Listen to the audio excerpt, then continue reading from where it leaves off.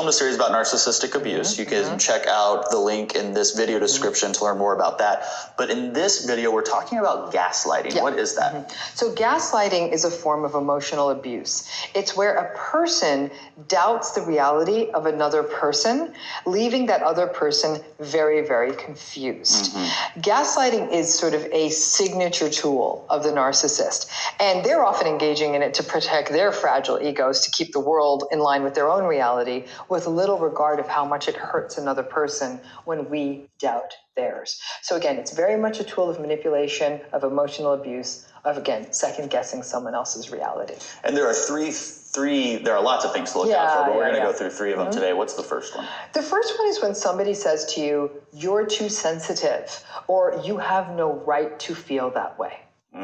When you do that, you immediately tell them that their emotional world is invalid and you're judging them for it. You have no right to feel that way, as though you are judge and jury on their emotional state. Right. Okay? So what that does is it makes a person literally doubt their feeling, and a feeling is a spontaneous experience. So now it's almost like telling someone, you must be too hot, and they're perfectly comfortable, or telling someone they're hungry when they're not. Yeah. You know, so this is the emotional, when we do this emotionally, it is termed gaslighting, because the person's like, oh, I thought I was that, but you're telling me I don't get to be angry about this. Right. And then some people, when they're told it enough, they believe it. Right. When people are given this situation, being told you're too sensitive, you have no right to feel this way, the best thing to do is to not engage at that point, because you can't win. No matter what you say, this person, if anything, by those statements, has shown that they're willing to emotionally manipulate and abuse you. There's nowhere to go in that conversation. So if they say that, maybe if anything, say, no, that is in fact how I feel, and leave it at that. But they're going to keep pushing at you, so you can just let it go. And no, the conversation ends there, instead of you getting into a ongoing conflict with them. Right. Okay. The second is deflection. Believe it or not, deflection is a form of gaslighting, because you're talking about something. You might take the time and say, we need to talk about this issue, and sit the person down in a hope of benefiting your relationship. And maybe you raise up something, I don't know, about a lie or about something financial in the relationship, and they deflect it to, well, you know what? Now that you brought this up, remember 2 years ago when blah, blah, blah, blah? And now an issue you're bringing up that's very relevant to here and now, they now are talking about something that happened years ago or something that's unrelated. But when they deflect to a situation that makes you look bad. And see, what I would want to do is say, excuse me, you're deflecting. But I'm guessing that's wrong. They'll say, oh, because that situation makes you uncomfortable, doesn't it? And you see what I'm saying? They're going to tunnel. Oh, so when there is that kind of deflection, once again, you can either gently bring it back, say, okay, we can come back to that. Absolutely think we should talk about that if it's important to you. I really want to stick right now, though, to the issue that we were originally talking about. Oh, my God, it's really hard to talk to you about. And then they might keep going back and forth. If you have to rein them in more than twice, that conversation is done. You're going to have to either find a different forum for it or realize you may never get to have that conversation. Yeah, so managing expectations is a reoccurring theme when you are dealing with someone who's a narcissist. Especially gaslighting. Yeah. The third example of gaslighting is that never happened. Oh. So to which, most of us, when we're told that, our first tendency, believe it or not, is maybe that didn't. I'll always say, I'm getting a little older. Maybe I didn't remember that. And there will be people, the internet's made this easier. They'll go back over old photos. They'll dig up old emails and they'll say, ha, there it is. And proud as punch, they'll trot that evidence up to the narcissistic person and say, see? Narcissists don't like getting caught in the inconsistencies of their gaslighting. They will either get angry or they'll deflect again. How nice. Would you like me to pull out emails that show when you did this to me, then this? And so it's very unsatisfying. I've always said that a surefire sign to detect whether you're being gaslighted in a relationship is you get to the point where you feel like you need to either A, record all your conversations, but I can tell you this right now, if you play back that recording to the narcissist, they're not going to cop to it.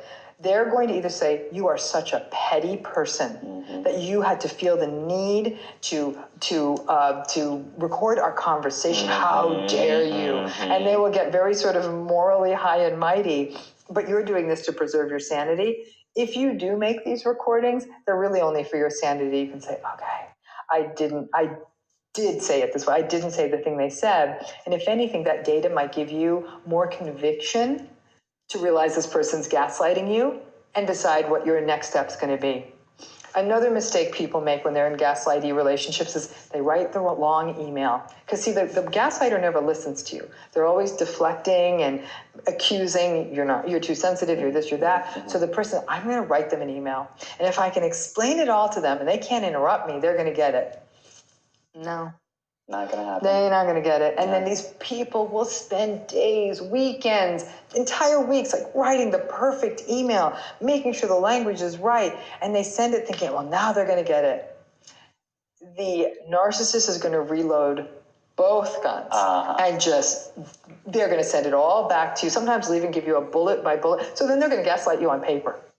So I think that the simplest advice when you're being gaslighted is to end the conversation because you're going nowhere. But gaslighting does lead people to do these things like emails and recordings. It just only confirms what you already know. It's a very unhealthy pattern. Most people in the field characterize it as a form of emotional abuse. And people who are confused by it, that often contributes to other issues like second guessing and self-doubt and confusion. And at that point, I really think that it's critical to get the mental health services you need, talk to someone about this, and really figure out what you want the direction of this relationship to be. Yeah, and figuring out that direction requires getting an education. In this MedCircle series on narcissistic abuse, one of the questions I asked Dr. Ramani was, do they know that they're gaslighting? Here's what she had to say about that. You won't believe it. You don't have to work hard to learn a new language. Really?